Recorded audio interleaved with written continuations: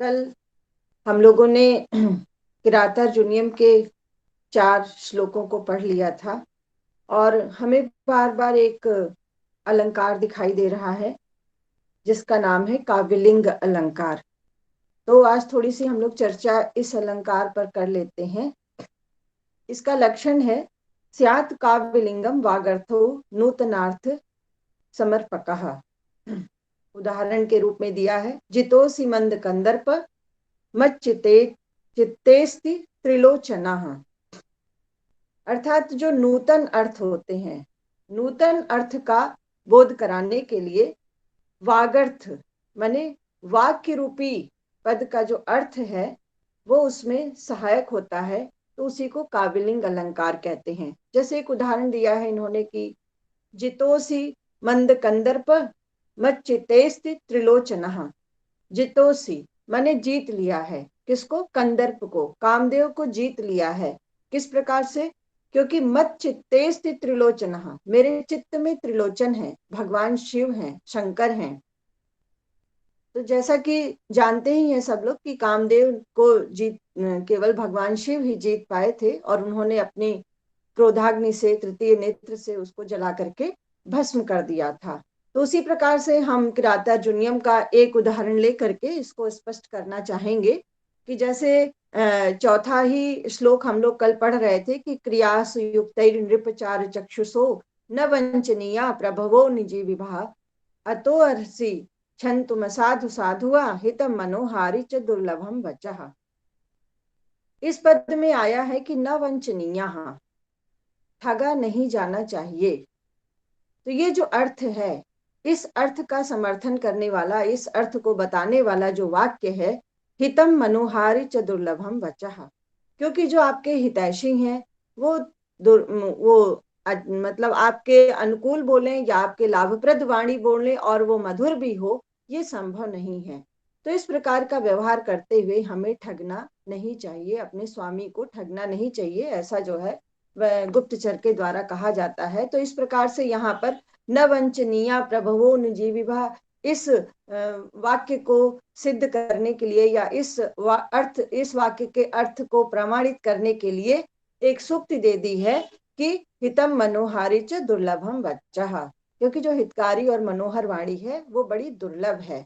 तो इस प्रकार से यहाँ पर हम काव्यलिंग अलंकार देखते हैं। दूसरा, प्रसाद गुण की अधिकता हमें दिखाई दे रही है भारवी के काव्यों में अभी तक, वैदर्भी रीति और प्रसाद गुण।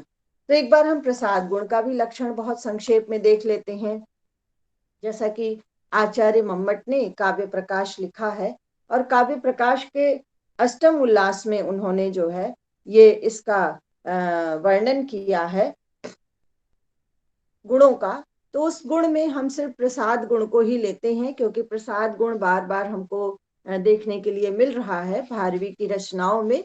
तो देखते हैं इसका लक्षण। शुष्केन्द्राग्निवत स्वच्छ जल वत् सहसैव यः व्याप्नोत अन्यत प्रसादो असो सर्वत्र विहित स्थिति। कहते शुष्केन्द्र अग्निवत, शुष्केन्द्र माने सूखे हुए ईंधन में, शुष्क ईंधन, अग्निवत सूखे हुए ईंधन में, अग्निवत अग्नि के समान, और स्वच्छ जल और स्वच्छ जल के समान, स्वच्छ जल वत सहसैव यः माने स्वच्छ जल में धुले हुए वस्त्र के समान, व्याप्नोति अन्यत प्रसादो असो सर्वत्र विहित स्थिति। व्याप्नोति माने यह व्याप्त हो जाता है, चित्त में यह जो गुण है उसी प्रकार व्याप्त हो जाता है जिस प्रकार से अग्नि में सूखा ईंधन डालते ही वह ईंधन जल जाता है, और स्वच्छ जल में जब हम कोई कपड़ा डालते हैं, सूखा सूती वस्त्र, तो वह उसी प्रकार से जल को सोख लेता है, जल में समा जाता है। तो कहते हैं जो प्रसाद गुण है उसी प्रकार से सहृदय के चित्त में व्याप्त हो जाता है बहुत ही आसानी से। अब यहाँ पर 2 शब्द इन्होंने दे दिए हैं कि अग्निवत और जो है जल के समान। तो अग्निवत कहने का मतलब है क्योंकि इसका लक्षण ये बताया गया कि ये सभी रसों में व्याप्त होता है, सर्वेषु रसेषु सर्वासु रचनासु।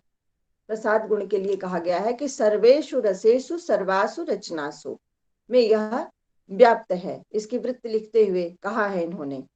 तो अब सर्वेषु, इसमें क्या है, अग्नि क्यों कहा है? कहते हैं कि जब अग्नि और जल, इनके दो उदाहरण देने का अभिप्राय यह है कि जब यह वीर, रौद्र आदि उग्र रसों में जब प्रसाद गुण पाया जाता है तो वह अग्नि के समान होता है। और जब वह जैसे अग्नि में सूखा ईंधन जाते ही जलकर भस्म हो जाता है, उसी प्रकार से यह प्रसाद गुण चित्त में आकर के तुरंत ही समा जाता है, बिल्कुल समय नहीं लगता है, व्याप्त हो जाता है। और लेकिन जब यह श्रृंगार, करुण आदि कोमल रसों में होता है तो वह स्वच्छ जल में वस्त्र के समान जो है वो व्याप्त हो जाता है कोमलता से। तो इस प्रकार से प्रसाद गुण का आज हम लोगों ने लक्षण देख लिया। और क्योंकि बार बार भारवी के काव्य में हमें प्रसाद गुण देखने को मिल रहा है, तो एक बार इसको समझ लेना थोड़ा सा आवश्यक लग रहा था, तो मैंने इसको आज यहाँ पर बताने का प्रयास किया है। अब हमारी जो आगे की पाठ हमारा चलेगा, हम 5वां श्लोक आज देखते हैं। सखिम सखा साधु न शास्ति योधिपम हितान्य यह संशृणुते सकिं प्रभुः सदानुकूलेषु हि कुर्वते रतिम नृपेषु आत्मेषु च सर्वसंपदः। अब जैसा कि वह नेचर वहां से आता है और वह अपनी बात को कहना प्रारंभ करता है। क्योंकि बात कटु है, हो सकता है युधिष्ठिर को ना अच्छी लगे, अप्रिय लगे, लेकिन फिर भी उसका हर दशा में, हर स्थिति में उस बात को बताना राजा के हित में है, इसलिए वह बताने के लिए तैयार है। तो वह चुप नहीं रहना चाहता है और राजा को सभी बात, जो भी वहां उसने देखा, समझा, अनुभव किया, उन सभी परिस्थितियों को वह बताना चाहता है। और इसके माध्यम से भारवी ये कहते हैं कि सकिंग सखा साधु न शास्ति योधिपम। किंग जो शब्द है यहाँ पर, ये किंग है, माने किंग माने बुरा अर्थ में है यहाँ पर। सकिंग सखा, सखा मित्र, और किंग माने बुरा मित्र। तो जो बुरा और मित्र दो बातें तो नहीं कह सकते हैं, तो इसका मतलब कि वह मित्र नहीं है। सकिंग सखा साधु न शास्ति यो अधिपम, जो अपने राजा को, अधिप माने राजा, जो अपने राजा को साधु न शास्ति माने जो उचित है, सही है, वह नहीं बताता है। शास्ति शास धातु से बना हुआ है, माने बिल्कुल सही ढंग से उसको कह देना, बता देना। तो कहते हैं कि सकिंग सखा साधु न शास्ति यो अधिपम, जो अपने राजा को सही बात, उचित बात, सत्य बात नहीं बताता है, साधु बात नहीं बताता है, वह क्या है? किंग सखा, वह उसका मित्र नहीं है, वह उसका शत्रु ही है, दुष्ट मित्र है। दुष्ट मित्र कहा है, लेकिन जब मित्र नहीं है तो वह शत्रुवत ही है, वह शत्रु के समान ही आचरण कर रहा है, क्योंकि वह राजा को, अपने स्वामी को धोखे में रख रहा है। और दूसरी बात दूसरे पक्ष के लिए भी कही गई है, एक कहने वाला होता है और दूसरा सुनने वाला होता है। तो एक तो कहने वाले की विशेषता यह बताई गई है, जो संदेश दे रहा है, जो हितकारी बात कह रहा है, वो कैसा होना चाहिए कि साधु, उचित जो हो वही कहे। अब वो बात कड़वी हो या मीठी हो, इसका उसको ध्यान नहीं देना चाहिए। दूसरी बात सुनने वाले के पक्ष में कहते हैं कि हितान न यह संश्रुणते सकिंग प्रभु। और यदि उसका सेवक, उसका अनुचर, उसके गुप्तचर, उसके मंत्री इत्यादि राजा को सही सलाह देते हैं, उचित समाधान देते हैं, उचित परामर्श देते हैं, लेकिन अगर वो नहीं सुनता है, वो हित की बात नहीं सुनता है, हितान न संश्रुणते, हितान हित की बात न संश्रुणते, जो नहीं सुनता है, सह किंग प्रभु, वह भी अच्छा स्वामी नहीं है, अच्छा राजा नहीं है। तो यहाँ पर भी जो किंग शब्द आया है वो बुरे के अर्थ में आया है। तो एक श्रोता है और एक वक्ता है, इन दोनों की विशेषताएं भारवी ने इस प्रकार से बताई है कि अगर हम अपना हित चाहते हैं तो जो हमें हितकारी बात बताई जाए, हमारे भले की बात बताई जाए, वह कितनी भी कड़वी क्यों ना हो, हमें उसको सुनना चाहिए। और दूसरा, कहने वाले के पक्ष में भी उन्होंने कहा है कि मित्र वही होता है जो आपके हित की बात कहे, वो कैसी भी बात हो, यह संकोच न करे कि हमारे मित्र को कैसा लगेगा। तो सुझाव देना, परामर्श देना, यह सही परामर्श देना मित्र का कार्य है, और सही परामर्श सुनना भी जो है दूसरे मित्र का कार्य है या राजा का। चूंकि ये राजतंत्र की बातें हो रही हैं तो इसमें राजा और एक अनुचर गुप्तचर की बात कही गई है, लेकिन हमारे लोक जीवन में भी इस बात को ध्यान रखना है कि अगर हमें कोई हमारे भलाई की बात कहता है, वो चाहे कितनी भी बुरी क्यों ना हो, चाहे हमारे माता पिता हो, चाहे हमारे मित्र हो, उनकी बात हमको सुनना है, चाहे हमारे गुरुजन हो। और हमें अपने जो कि माता पिता गुरुजन है, तो उनके प्रति भी अगर हमारे मन में कोई बात आती है तो हमें स्पष्ट कहना चाहिए। क्योंकि ये लोक व्यवहार से अगर हम शास्त्रों को नहीं जोड़ते हैं तो हमें शास्त्र पढ़ने का कोई फायदा नहीं है। ये भारवी ने रचना लिखी किस समय लिखी? आज से जो है 7वीं शताब्दी के आसपास। तो आज हम इसको क्यों पढ़ रहे हैं? इसलिए पढ़ रहे हैं क्योंकि भारवी ने जो यहाँ पर नीति तत्व बताए हैं, नैतिक नियम मर्यादाएं बताई हैं, कूटनीतिक बताए हैं, राजनीतिक संदर्भों में बातचीत की है, वो आज भी उतने ही प्रासंगिक हैं। आज भी मानव को अपने जीवन को चलाने के लिए, व्यक्तिगत जीवन हो, सामूहिक जीवन हो, और चाहे वह बड़े पदों पर हो, वह राजा हो, राजतंत्र हो, प्रजातंत्र हो, चलाने के लिए उससे इन नियमों का, इन नीतियों का अपने जीवन में अनुसरण, मनन और चिंतन करना पड़ेगा। तभी जो है वह अच्छा शासक हो सकता है, अच्छा स्वामी हो सकता है, अच्छा अभिभावक हो सकता है। तो इसलिए इनको आज भी ये श्लोक, आज भी ये संदर्भ हम सभी के लिए, इस समाज के लिए प्रासंगिक हैं। ऐसा क्यों कहा उन्होंने? कहते हैं सदानुकूलेश ही कुर्वते रतिम नृपेशु आत्मेशु। माने जब नृप, राजा और आत्मेशु और मंत्री, इन दोनों में जब सदानुकूलेशु, जब अनुकूलता रहती है, माने वो एक दूसरे की बातों को सुनते हैं और उचित परामर्श देते हैं, तो कहते हैं सर्व संपदा रतिम कुरुते। तो जो राज्य की समस्त संपत्तियां होती हैं वो सब क्या करती हैं? परस्पर अनुराग करती हैं। तो अनुराग शब्द से यहाँ पर क्या संकेत देना चाहते हैं कवि? कि वो वृद्धि करती हैं, बढ़ती हैं, प्रजा सुखी होती है, राजा भी निश्चिंत होता है, उसका भी यश प्रतिष्ठा मान मर्यादा बढ़ता है। तो इस प्रकार से जो है भारवी ने यहाँ पर इस श्लोक के माध्यम से यह बताने का प्रयास किया है कि एक मित्र का क्या गुण होना चाहिए और एक स्वामी का क्या गुण होना चाहिए, और जो राज्य में गुप्तचर होते हैं उनके क्या गुण होने चाहिए। तो इसे हम अपने लोक जीवन में भी आज भी इस व्यवहार को हमें करना चाहिए, ध्यान रखना चाहिए, शास्त्र की मर्यादा को समझते हुए। तो इस श्लोक में भी जो है अर्थांतर न्यास अलंकार भी दिखाई देता है और काव्यलिंग अलंकार भी दिखाई देता है। जैसा कि अभी हम लोग काव्यलिंग अलंकार की परिभाषा देख ही रहे थे। तो गुप्तचर की विशेषता और राजा की विशेषता, इन दोनों को बताते हुए कवि ने यहाँ पर जो है राज्य की समृद्धि की विशेष रूप से बात की है। तो ये श्लोक हमारा यहाँ पर पूरा होता है। अब इसमें कोई समस्या हो तो आप लोग लिख सकते हैं बॉक्स में, जहां पर कुछ समझने की आवश्यकता हो। किंग पद यहाँ पर जैसा कि बताया कि किंग पद का जो अर्थ है वो बड़ा ही गंभीर है। ये जो है निगेटिव अर्थ में आता है, नकारात्मक अर्थ में आता है। यहाँ पर किंग सखा और किंग प्रभु, इन दो शब्दों के माध्यम से जो है भारवी के अर्थ गौरव, अर्थ गांधीर्य भी दिखाई देता है।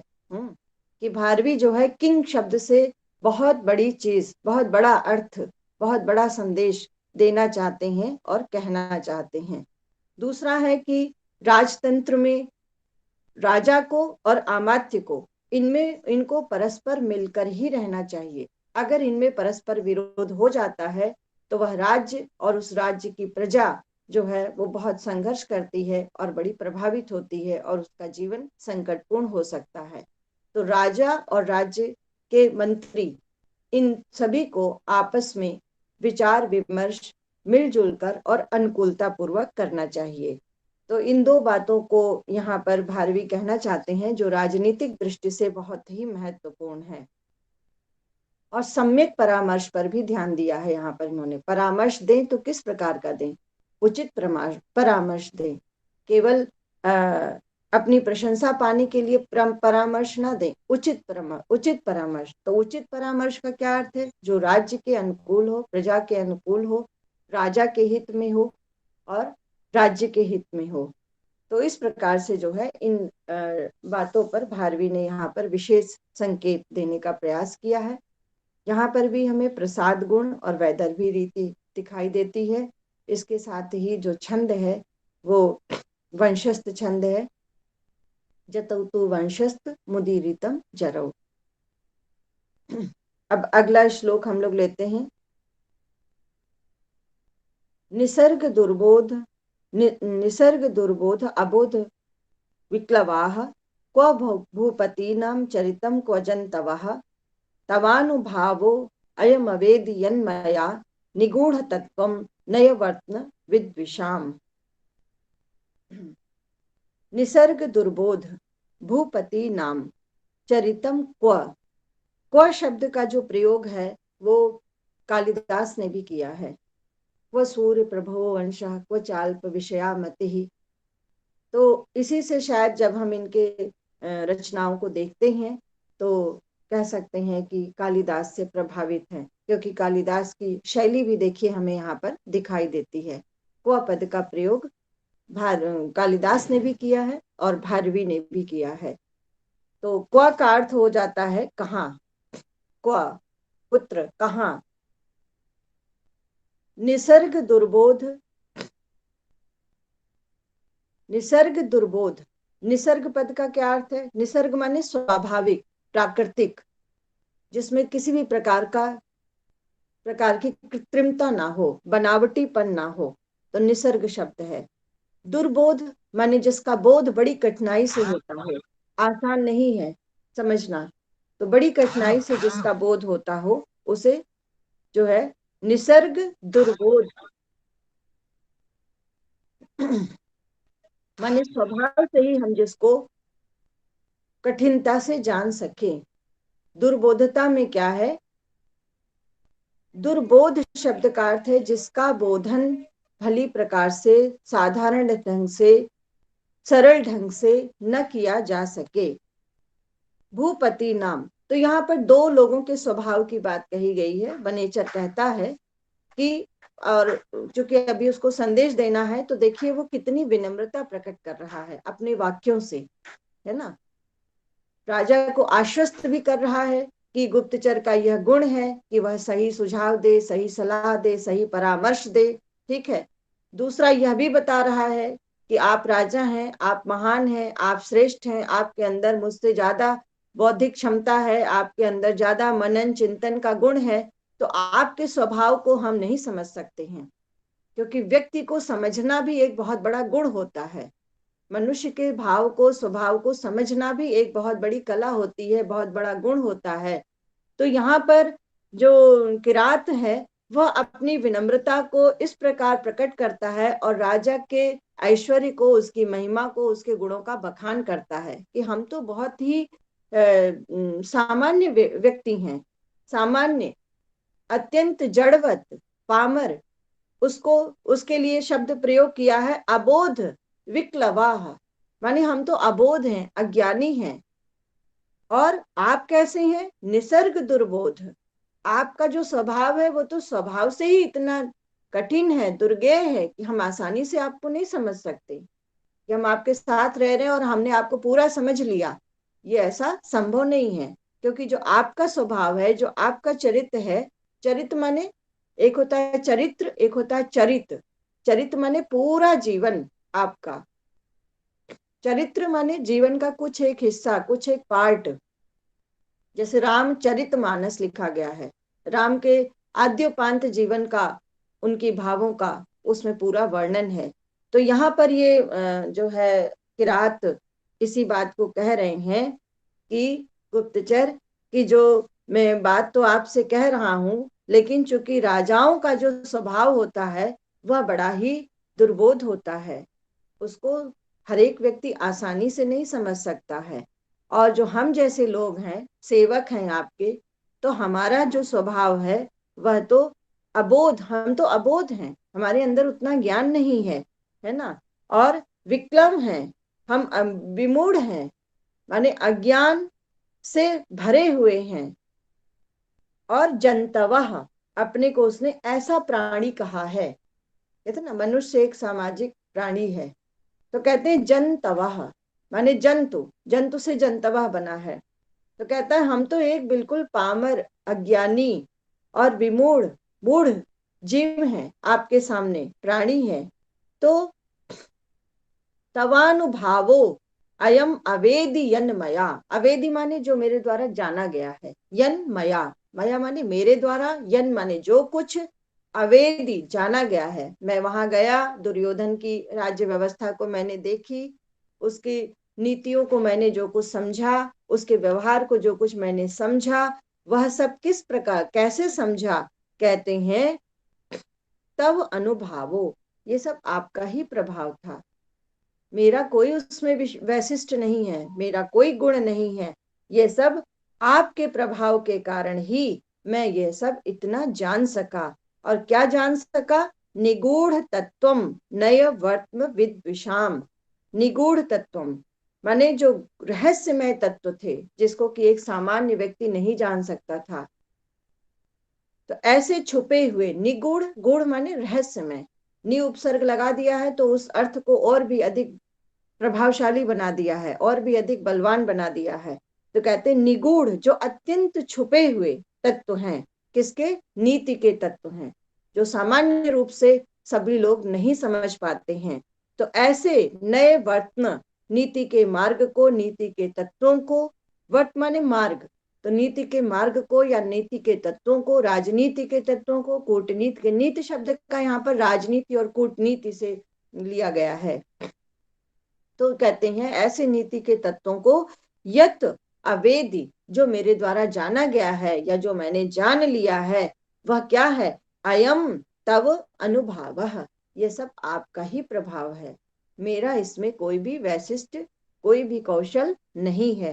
तो इस प्रकार से देखिए, गुप्तचर जो कि स्वयं गया, उसने अपनी बौद्धिक कौशलता से, अपने ज्ञान से, अपने अनुभव से जो कुछ भी वहां पर जान करके समझ करके आया, तो देखिए वो अपना आत्म प्रशंसा नहीं कर रहा है, वो अपने गुणों का बखान स्वयं नहीं कर रहा है, वो अत्यंत विनम्रता पूर्वक राजा के पास आया है, युधिष्ठिर के पास, और वो अपने को बड़ा ही दीनहीन, विनम्र, अबोध, पामर इस प्रकार से सूचित करके राजा की महिमा का गुणगान कर रहा है। नहीं तो सामान्यतः अगर वो कहता कि देखिए आप तो बैठे हैं, मैंने आपका इतना बड़ा काम किया, सामान्यतः लोगों की ऐसी सोच होती है कि जो है तुरंत एहसान लादना शुरू कर देते हैं, तुरंत उसको जो है दबाना शुरू कर देते हैं कि देखिए मैंने आपका इतना काम कर दिया। तो इस प्रकार का जो चिंतन है वो भारवी के काव्य में हमको नहीं दिख रहा है, क्योंकि भारवी यह भी सिखाना चाहते हैं कि जो हमारा अनुचर है, जो सेवक है, या जब हम इस तरह का कोई कार्य अपने बड़ों के प्रति करते हैं, सेवा भाव करते हैं, तो वहां पर हमको विनम्र भी होना चाहिए, हमें आत्मश्लाघा नहीं करनी चाहिए। क्योंकि जो आत्मश्लाघा करने का गुण है वह उदात्त गुण नहीं कहा जाता है, वह उद्धत गुण कहा जाता है, और वह सामान्य मानव, श्रेष्ठ मानव की श्रेणी में नहीं आता है, यह आर्योचित गुण नहीं है, श्रेष्ठ गुण नहीं है। तो इस संकेत के माध्यम से भारवी हमको यह भी बताना चाहते हैं, यह भी शिक्षा देना चाहते हैं कि देखिए वनेचर जो गुप्तचर था वो कितना कुशल था, लेकिन अपने सभी कौशल को, सभी गुणों को उसने राजा के समक्ष समर्पित कर दिया और उनकी ही महिमा का गुणगान किया कि मैं तो आपके ही प्रभाव से सब कुछ जान पाया हूँ। जैसा कि हमारे रामायण में देखिए, हनुमान जी ने भी ऐसे ही कहा कि राम जी, मैंने सीता का अगर पता लगाया है तो उसमें मेरी कोई कुशलता नहीं है, मैं तो आपके प्रभाव से ही मैं सब कुछ जान पाया हूँ। तो इस प्रकार का सेवक के अंदर, अनुचर के अंदर, गुप्तचर के अंदर जो सहायता करते हैं उनके अंदर इस प्रकार की विनम्रता का भी गुण होना चाहिए। इस पद के माध्यम से यही संदेश भारवी देना चाहते हैं आज के भी समाज को, आज के भी प्रजा को, आज के भी राजा को। तो हमें इस श्लोक के माध्यम से इस बात को अवश्य सीखना चाहिए। तो अब यहाँ पर एक अलंकार अलग दिखाई देता है, कहते हैं कि एक विषम नामक अलंकार है। विषम माने कि कहते हैं कि जहां पर दो विरूप, दो अलग अलग प्रकृति के लोगों का मेल हो, तो वहां पर जो है विषम अलंकार देखने को मिलता है। अब विषम अलंकार हम इसमें कैसे सिद्ध करेंगे कि क्यों? क्योंकि गुप्तचर तो कहता है कि मैं अबोध हूं, मैं विकलम हूं, मैं पामर हूं, मैं अज्ञानी हूं, लेकिन वह दुर्योधन के राज्य में जाता है और दुर्योधन की नीतियों को जान करके आता है। तो ये तो सामान्य बात हुई नहीं, ये तो पंडित का काम है, ज्ञानी का काम है, बुद्धिमान का काम है, जो नीति तत्वों में बिल्कुल रचा बसा हो उसका कार्य है, जो राजनीति को, कूटनीति को अच्छे ढंग से जानता हो उसका कार्य है। तो यहाँ पर ये दो बातें विषम कही गई हैं, दोनों पद एक दूसरे से एकदम विरोधी हैं, कि अपने को अज्ञानी कहना और ज्ञानियों जैसी व्यवहार करना। तो यहाँ पर विषम अलंकार देखने को हमें मिलता है। तो इस प्रकार से जो है ये बहुत ही सुंदर पद भारवी ने कही है, जो हमारे आज भी जीवन में चरितार्थ हैं। राजा को इन बातों को जानना चाहिए और प्रजा को भी इन बातों को समझना चाहिए, क्योंकि प्रजा, गुप्तचर जो बात कही गई है तो वो प्रजा ही है ना राजा की, हम सब प्रजा ही है राजा के। तो राजा तक बातों को पहुंचाना ये प्रजा का दायित्व होता है। तो जिस बात को यहाँ पर इस श्लोक के माध्यम से रख रहे हैं। दूसरा ये है कि किरात ने अपनी विनम्रता को भी प्रकट किया, अपने अभिमान को भी दबाया, अपने घमंड को आने नहीं दिया, उसे उसके अंदर किसी भी प्रकार का अहंकार, गर्व ये देखने के लिए नहीं मिलता है। तो ऐसे जो है कहते हैं कि राजा के लिए भी नीति और शास्त्र का प्रयोग करना चाहिए, और उसके अंदर, राजा के अंदर भी जो है इस प्रकार के गुण होने चाहिए। तो आचार्य चाणक्य ने जो है 6 प्रकार के गुणों का विश्लेषण किया है कि षड गुण्य राजा के लिए नीति के 6 गुणों को जानना बहुत आवश्यक है। वह क्या क्या है? संधि विग्रह यानानि, संस्थाप्य आसन मेव च, द्वैधी भावश्च विज्ञेया, षड गुणा नीति वेदी नाम। संधि अर्थात संधि, विग्रह, संधि माने मेल जोल, पड़ोसी राजाओं से, राज्यों से मिल करके रहना, उनके साथ संधि रखना, है ना। तो संधि करने की भी कला आनी चाहिए। विग्रह, आवश्यकता पड़ने पर अगर वो हमारे लिए हानिकारक है तो हम उससे अलग भी हो जाएं। और ज्ञान, संस्था माने शत्रु से मैत्री करना, आसन, सेना आदि को तैयार करके भी उदासीन रहना, माने सेना हमेशा सज्ज होनी चाहिए। जो राजा की राज व्यवस्था है उसमें उसका सैन्य बल भी मजबूत होना चाहिए, उसका अर्थ बल भी मजबूत होना चाहिए। और द्वैधी भाव, द्वैधी भाव जो है कूटनीति में बड़ा महत्वपूर्ण होता है। माने हमारे दिल में क्या है, हमारे मन में क्या है, हमारे शत्रु को नहीं पता चलना चाहिए। हम क्या चाहते हैं ये हमारे शत्रु के प्रकाश में नहीं आना चाहिए, है ना। तो इस प्रकार से कूटनीति पूर्वक आचरण करना चाहिए। तो इस ये जो नीति वेदता है या नीति के जो ये 6 तत्व हैं, ये राजाओं को भली भांति जानना चाहिए। मनु ने भी जो है मनुस्मृति में इन्हीं गुणों के विषय में कहा है कि संधि च विग्रहम च यान मासनमेव च, द्वैधी भावम संश्रयम च, षड गुणांश्च चित्त ये सदाह। माने इन 6 गुणों को राजा हमेशा धारण करे, इन 6 गुणों को समझे, जाने, पहचाने और अपने शासन व्यवस्था में, अपने राजकीय कार्यों में इनका निश्चित रूप से उपयोग करे, तभी वो सफल शासक हो सकता है। तो इसमें भी हमको प्रसाद गुण और वैदर्भी रीति दिखाई देती है। अब अगला एक श्लोक हम लोग और पढ़ लेते हैं। कहते हैं, विशंक मानो भवतः पराभवम नृपासनस्थोपि वनाधिवासिनः दुरोदरक्षद्म मजिताम समीहते नये न जेतुम जगतिम सुयोधन। देखिए, दुर्योधन को हमेशा जो है युधिष्ठिर ने सुयोधन शब्द से संबोधित किया है। सुयोधन, सुखेन युध्यति सुयोधन, माने जो सुख से युद्ध करता है। तो दुर्योधन शब्द का प्रयोग उन्होंने नहीं किया। अब इसमें हम युधिष्ठिर की श्रेष्ठता ही कह सकते हैं कि उनका ये सद्भाव है कि उन्होंने दुःशब्दों का प्रयोग ही नहीं किया। सुयोधन माने उनका मनोभाव, उनकी चित्तभूमि कितनी ऊंची है, कितना आर्योचित गुण है उनके अंदर कि उन्होंने दुर्योधन को भी सुयोधन, दो अपने मुख से दुर्योधन कहना उचित नहीं समझा। और उन्होंने, जहां भी हम देखेंगे दुर्योधन के लिए हमें युधिष्ठिर की वाणी से सुयोधन सुयोधन शब्द मिलता है, तो यहाँ पर जो है सुयोधन शब्द हमको दिखाई देता है। तो किरात भी जो वनेचर गुप्तचर था वो भी सुयोधन ही कह करके बता रहा है। तो अब यहाँ पर इस पद्य में जो किरात जो संदेश लेकर के आया है, तो अब वो युधिष्ठिर के सामने जो दुर्योधन के मन के अंदर क्या भाव था, इस बात को प्रकट कर रहा है कि दुर्योधन क्या सोचता है आप लोगों के विषय में। देखिए, कहते हैं विशंक मानो भवतः पराभवम नृपासनस्थोपि वनाधिवासिनः दुरोदरक्षद्म जिताम समीहते नये न जेतुम जगतिम सुयोधन।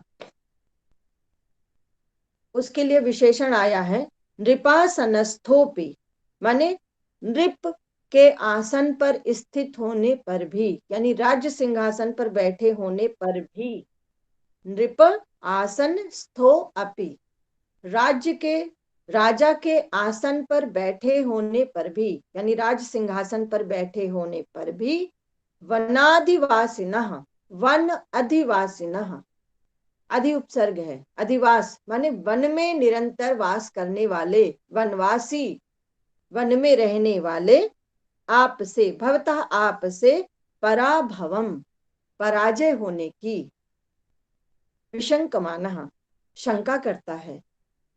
वह जो सुयोधन है, दुर्योधन है, जिसने अपनी राज्य व्यवस्था को वर्तमान समय में इतना सुदृढ़ बना लिया है कि सभी प्रजा को प्रेम से रखता है, प्रजा उसके अनुकूल है, पड़ोसी राजा भी उसके अनुकूल हैं, तथा उसके मित्र, उसके भाई भी उसके अनुकूल हैं। इतनी शक्ति उसके पास है, धन धान्य से भी समृद्ध है, राजकोष भी समृद्ध है, सैन्य बल भी समृद्ध है, फिर भी वह विशंकमान, वो सशंकित है। और वो स्वयं राजा है। सबसे बड़ा गुण कि वह स्वयं राजा है, राज सिंहासन पर बैठा हुआ है, फिर भी विशंकमान, वो शंकित है, सशंकित है, उसके मन में एक शंका है, डर है, भय है। और ये शंका किस बात की है? डरता है वो, उसके अंदर भय है ना, कि कहीं ये राज्य उसके हाथ से न चला जाए। तो इस डर के कारण वो क्या करना चाहता है और क्यों डरता है? भवतः पराभवम, आपसे पराभव की का डर है, पराजय का डर है। उसे ये पता है आप लोगों के शक्ति सामर्थ्य का उसको भली भांति ज्ञान है। वो दिखाता भले कुछ हो समाज में, अपने मित्रों को, अपने भाइयों को, लेकिन उसकी वाणी में तो ओज हो सकता है, वाणी में तेजी हो सकती है, लेकिन उसका आत्मबल अविश्वास से भरा हुआ है, उसकी आत्मा अविश्वास से भरी हुई है, उसे अपने ऊपर विश्वास नहीं है। वह आपके पराभव से, आपसे पराजित होने की शंका उसके मन में सदैव बनी हुई है। तो इसके लिए वह क्या करना चाहता है, उसकी नीति क्या है? क्यों कहते हैं दुरोदर छद्म अजिताम समीहते। दुरोदर माने, दुरोदर माने द्यूत में, क्योंकि उसने जो राज्य जीता था वो छल से जीता था, कपट से जीता था, द्यूत क्रीड़ा के द्वारा जीता था, जुआ खेल करके। उसने कोई अपने पराक्रम से, अपने बाहुबल से या नीति पूर्वक वह राज्य उसने नहीं जीता था। वह राज्य जिस पर आज वो राजा बना हुआ है, जिसका सिंहासन पर बैठा है, तो ऐसा राज्य उसने छल पूर्वक जीता था। तो कहते हैं कि दुरोदर छद्म, छद्म पूर्वक जो राज्य, दूत में कपट पूर्वक जो उसने जीता था, ऐसी जगतीम, ऐसी पृथ्वी को, है ना, नयेन जे तुम, नीति पूर्वक जीतने की इच्छा करता है। जे तुम उन प्रत्यय है ना। तो नयेन माने नी धातु, नयेन नीति पूर्वक, नय से नयेन नीति पूर्वक जीतने की इच्छा करता है, समीहते इच्छा करता है। माने दुर्योधन के मन में यह भाव है कि जो मैंने छल पूर्वक यह जीता है, तो इनका 12 वर्ष समाप्त हो जाएगा, 1 वर्ष अज्ञातवास का भी समाप्त हो जाएगा। तो शर्त के अनुसार जो हमारा अनुबंध था उसके अनुसार हमें यह राज्य उन्हें दोबारा वापस करना पड़ेगा। तो चूंकि छल से तो हमने जीत लिया, अब ये राज्य राज सुख हम भोगने लगे हैं, तो अब इसकी आदत पड़ जाती है। तो कहते हैं ये राज्य हमें वापस न देना पड़े उन्हें, तो इसलिए अब इस राज्य को वह नीति पूर्वक जीतना चाहता है, युद्ध के द्वारा, पराक्रम के द्वारा। तो इस बात को जो है यहाँ पर, यही बात दुर्योधन के मन में है, और दुर्योधन इस बात से डर रहा है कि यह राज्य मेरा छिन न जाए, वापस न चला जाए। तो वापस न जाए इसके लिए वह नीति पूर्वक नयेन जेतुम जगतिम, जगतिम माने इस पृथ्वी को, इस राज्य को, वह सुयोधन नयेन जेतुम समीहते, है ना। इहा, इहा माने इच्छा करना, और समीहते सम्यक रूप से, भली भांति वह इस पर चिंतन मनन विचार कर रहा है, और अपने इस राज्य को वह पुनः जो है प्रतिष्ठित करना चाहता है, कि उसके ऊपर ये ना हो कि मैंने छद्म से जीता और उसके बाद 12-13 वर्ष के बाद ये राज्य वापस चला जाएगा। तो इस पराक्रम में, इस योजना में वह निरंतर लगा हुआ है। तो यह बात जो है, इसकी सूचना जो है वनेचर ने युधिष्ठिर को आकर के दी है। तो यहाँ पर भी जो है हमको काव्यलिंग अलंकार देखने को मिलता है ना। जैसा कि अभी हम लोग पढ़ चुके हैं कि हेतु वाक्य पदार्थत्व काव्यलिंग निगद्य थे। तब यहाँ पर काव्यलिंग अलंकार हम लोग ये इस प्रकार से इसमें कह सकते हैं कि, देखते हैं इसमें कहते हैं कि वह नयेन जेतुम जगतिम सुयोधना, नीति पूर्वक जीतने की उसका मन विशंक माना, माने शंका है। तो ये जो शंका है शब्द पद है, इस पद का जो अर्थ जो है वो अभिव्यक्त कौन कर रहा है, दुरोदर शद्म जिताम, क्योंकि ये छल से जीता है उसने, है ना, छल से जीता है, इसलिए उसके मन में शंका है। तो उसके जो मन की जो शंका है, इस अर्थ को पूरा प्रकट करने वाला जो वाक्य है वह क्या है, दुरोदर छद्म जिताम, माने जिसने छद्म से इस राष्ट्र को, इस पृथ्वी को, इस राज्य को जीता है। तो इस प्रकार से ये अर्थ यहाँ पर इसका वाक्य, इस पद का अर्थ इस वाक्य के अर्थ से निकलता है। तो काव्यलिंग अलंकार देखने को मिलता है। और नयेन जेतुम जगतिम सुयोधनः, नीति पूर्वक वह सुयोधन इस राज्य को पुनः जीतना चाहता है। ठीक है, तो ये हो गया। इसके बाद जो है प्रसाद गुण वैदर्भी रीति सभी में है, बहुत आसान है लिखना आप लोगों के लिए भी काव्य का विशेष। तो एक श्लोक और अगर आप लोग की इच्छा हो तो देख लेते हैं।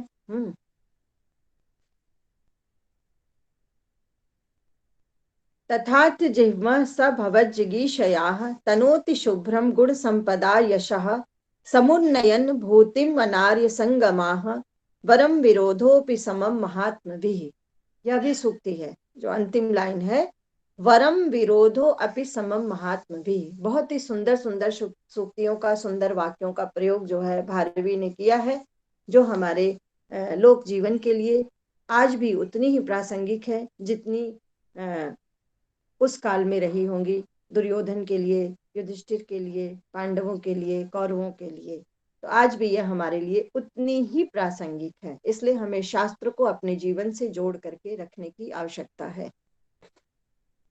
कहते हैं कि वनवासी जो किरात है वह अपने गुणों से आपको अभिभूत करना चाहता है। यहाँ पर जो दुर्योधन की जो नीति है उसका निवेदन करते हुए ये जो गुप्तचर है वो कहता है, माने अपने गुणों को, और वो किस प्रकार से देखिए प्रकट कर रहा है। तो कहते हैं कि एक एक पद का पहले हम अर्थ देखते हैं। तथापि जिह्वा, जिह्वा का अर्थ होता है जो कुटिलता, कुटिल।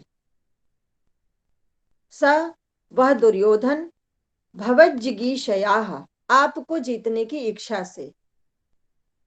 दुर्योधन का विशेषण क्या दिया यहाँ पर, कुटिल, माने दुर्योधन इस समय अच्छा दिखाई दे रहा है लेकिन वो है क्या, वह कुटिल है। तो दुर्योधन के चरित्र की विशेषता बताई गई कुटिल, जिह्मा शब्द से। ये बहुत इसमें जो है गंभीर अर्थ छिपा हुआ है। माने वो कितना भी, कहते सांप कितनी भी सीधी चाल चलता हो लेकिन वह कुटिल है तो कुटिल है, मौका पाते ही पलट करके डस लेगा। अगर उसकी पूंछ पर किसी ने हाथ रखा तो वह तुरंत पलट करके, कितनी भी सीधी उसकी चाल हो, वह तुरंत पलट करके डस लेगा। तो इस तरीके से जो है यहाँ पर जिह्मह शब्द का प्रयोग जो है अत्यंत कठोर कुटिल वर्ण का प्रयोग जो है वो दुर्योधन के लिए कहा कहा है, यहाँ पर प्रयोग किया गया है कि वो सामान्य कुटिल नहीं है, बहुत बड़ा कुटिल है वो। कुटिल। और भवज्जिगीषा, आपको जीतने की इच्छा से, उसके मन में क्या इच्छा है, वो आपको जीतना चाहता है, जो कि अभी हम लोग पिछले पद्य में देख चुके हैं।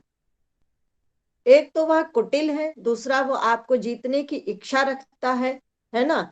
तो गुण संपदा शुभम, गुण संपदा माने जो गुण है, तो गुण किस प्रकार के, जो मनुष्य के अंदर, श्रेष्ठ मनुष्य के अंदर जो गुण होने चाहिए, ऐसे गुण संपदाओं से, ऐसे गुणों से वह अपने को क्या कर रहा है, पूरे समाज में, पूरे राष्ट्र में, पूरे देश में वो अपनी कीर्ति फैला रहा है, अपने अंदर सद्गुणों को दिखा करके। जबकि वो गुणी नहीं है, वह मूल रूप से वो है क्या, कुटिल है। ठीक है। तो उसने एक आवरण ओढ़ रखा है सद्गुणों का अपने ऊपर, वो अपने को सद्गुणी दिखा रहा है। तो कहते हैं कि आपको जीतने की इच्छा से गुण संपदा, गुणों की संपत्ति से, माने वो इस समय गुणों से युक्त हो गया है, गुण की संपत्ति से वो भरपूर हो गया है। ठीक है। और शुभ्र माने निर्मल, यश माने कीर्ति को तनोति फैलाता है। तो इस प्रकार गुणों को धारण करके अपने भीतर वह भले ही धोखे से झूठा प्रचार कर रहा हो अपना, लेकिन उन गुणों को वह फैला रहा है, उन गुणों को अपने अंदर धारण करके वह अपनी यश, अपनी कीर्ति, अपनी प्रतिष्ठा को पूरे समाज में, पूरे राज्य में, प्रजाओं के बीच में, अन्य राजाओं के बीच में, मित्रों के बीच में, बंधुओं के बीच में वह प्रसार कर रहा है, अपनी कीर्ति का प्रसार कर रहा है। तो क्यों कहते हैं अनार्य संगमात, अनार्य, आर्य कहते हैं श्रेष्ठ को, और अनार्य कहते हैं जो दुष्ट हो। तो श्रेष्ठ का सज्जन और दुर्जन, तो उसी प्रकार से जो श्रेष्ठ हो और जो अश्रेष्ठ हो, माने जो दुष्ट हो। तो कहते हैं अनार्य संगमात, दुष्टों के संपर्क की अपेक्षा, दुष्टों के साथ रहने की अपेक्षा, भूतिम समुन्नयन महात्म भी। अब एक एक पद का अर्थ देखेंगे हम लोग। भूतिम शब्द का अर्थ होता है, पद का अर्थ होता है ऐश्वर्य, है ना। और समुन्नयन बढ़ाता हुआ, उन्नति करता हुआ, अपने ऐश्वर्य को बढ़ाता हुआ। महात्म भी समम, महात्म भी समम, महात्माओं के साथ। विरोध, विरोध अपि भी वरम माने श्रेष्ठ है। तो देखिए यहाँ पर इसका अर्थ हम लोग यहाँ से देख लेते हैं कि वरम विरोधो अपि समम महात्म भी, वरम विरोधो अपि, विरोध भी श्रेष्ठ है ना। समम महात्म भी, महात्माओं के साथ विरोध करना भी श्रेष्ठ है। किसकी अपेक्षा, अनार्य संगमात, दुष्टों के संग से। माने दुष्टों का संग सदैव हर स्थिति में ही बुरा है। तो इस पंक्ति के द्वारा जो है भारवी ये बताना चाहते हैं कि आपका अगर सज्जन लोगों के साथ विरोध भी हो जाए ना, उनसे लड़ाई झगड़ा भी हो जाए, उनसे शत्रुता भी हो जाए, तो भी जो है वह क्या है, श्रेष्ठ है। किसकी अपेक्षा श्रेष्ठ है, दुष्टों की संगति की अपेक्षा। ठीक है। तो यहाँ पर दुर्योधन के अंदर जो बनावटी गुण हैं, जिन बनावटी गुणों का वह प्रचार प्रसार आदि कर रहा है, तो उस बात को यहाँ पर ये किरात बता रहे हैं युधिष्ठिर से कि दुर्योधन जो मूल रूप से क्या है, कुटिल है, दुष्ट है, कलही है, और वह क्या कर रहा है, इस समय अपने अंदर उसने बनावटी इन गुणों को धारण रखा है। तो ये जो है, और जो अंतिम सूक्ति है, वरम विरोधो अपि समम महात्म भी, अनार्य संगमात, दुष्टों के संग से सज्जनों के साथ विरोध होना भी अच्छा है।